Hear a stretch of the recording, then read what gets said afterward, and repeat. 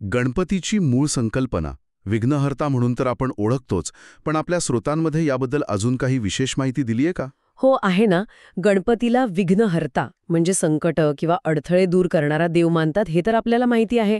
पण एका जुन्या संहितेनुसार ही गोष्ट फक्त संकट निवारणाची नाहीये, तर प्रत्येक कामाच्या सुरुवातीला एक सकारात्मक ऊर्जा मिळावी, बुद्धी मिळावी म्हणून गणेशाचं आवाहन केलं जायचं. अच्छा. म्हणजे कामातले अडथळे दूर व्हावेत इतकंच नाही, तर ते काम सुबुद्धीने नीटपणे पार पडावं हा विचार जास्त महत्वाचा होता. हो, म्हणजे केवळ अडथळे दूर करणं नाही, तर पॉझिटिव्ह सुरुवात आणि बुद्धीचा योग्य वापर हा विचार जास्त व्यापक वाटतोय.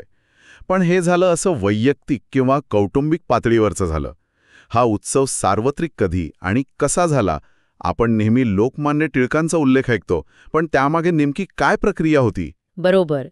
1893च्या आधीपर्यंत लोक आपापल्या घरीच गणपतीची पूजा करायची, तशी नोंद आहे. पण उपलब्ध नोंदी असं सांगतात की लोकमान्य टिळकांनी काय केलं, त्यांनी केवळ उत्सव नाही सुरू केला, तर त्याला एका मोठ्या सामाजिक आणि राजकीय चळवळीचं स्वरूप दिलं. आपल्याला माहितीये, त्या काळी ब्रिटिश राजवट होती आणि लोकांना एकत्र येण्यावर म्हणजे सभा वगैरे घेण्यावर निर्बंध होते. हो हो, बरोबर. टिळकांनी मग या सार्वजनिक गणेशोत्सवाच्या माध्यमातून लोकांना एकत्र आणण्याचा एक, काय म्हणतात त्याला, सुरक्षित आणि प्रभावी मार्ग शोधला. हे खरंच खूप विचारपूर्वक केलेलं पाऊल वाटतं.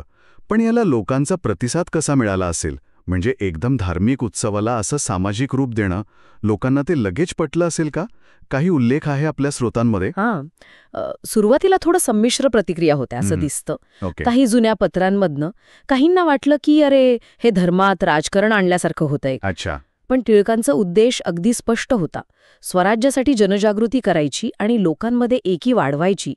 त्यांनी मग उत्सवात मेळे, व्याख्यानं, देशभक्तीपर कार्यक्रम यांचा समावेश केला. अच्छा. आणि एका वृत्तानुसार पहिल्या काही वर्षांतच या उत्सवाला इतकी लोकप्रियता मिळाली की असं म्हणतात ब्रिटिश सरकार सुद्धा थोडं धास्तावलं होतं. अरे वा. हो, कारण त्यांच्या लक्षात आलं की यातून लोकांमध्ये एकीची भावना वाढतेय. म्हणजे धार्मिक परंपरेचा उपयोग करून सामाजिक आणि राजकीय जागृती घडवण्याचा हा एक अत्यंत प्रभावी प्रयोग होता असं म्हणायला हवं.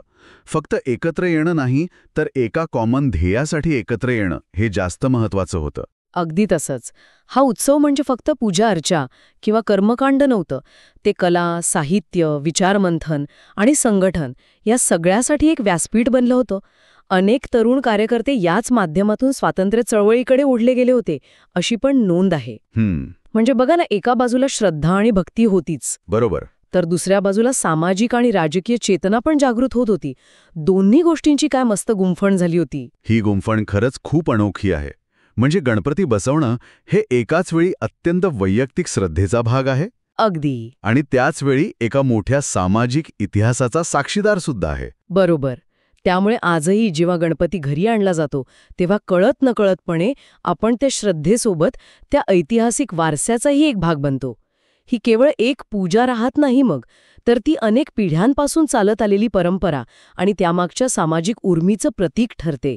तर आपण असं म्हणू शकतो की गणपती बसवणं म्हणजे केवळ धार्मिक विधी नाहीये, तर ती श्रद्धा, संस्कृती आणि आपला सामाजिक इतिहास यांचं एक जिवंत मिश्रण आहे.